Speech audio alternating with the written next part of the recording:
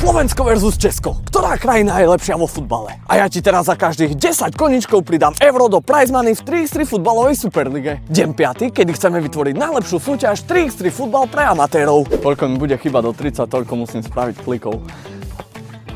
Hamšik alebo Škrteľ? Hamšik.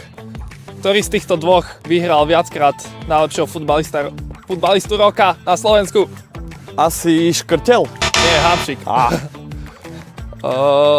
Ako funguje prize money na 3x3 futbale? Keď vyhráš, zarobíš love. A z čoho je zložené? Aj z toho, že keď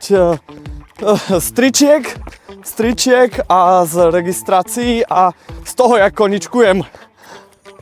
Určite? Jasné. A koľko bude celkové prize money?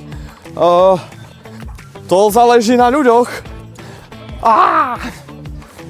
Dnes sme vykoničkovali túto sumu do prize money. Spravil si viac koničkov ako ja? Napíš mi do komentu. Napíš aj svoj rekord a poďme sa spolu zlepšovať. A odmena pre teba, challengeuj spolu so mnou, natoč ako koničkuješ, označ 4x3 futbal na tvojom videu, najlepších prezdieľame a najoriginálnejšie video odmeníme. Práve podľa toho, koľko na ňom vykoničkuješ. Zajtra ťa čakám znovu a pozri aj predošlé dni, ako sa mi darilo.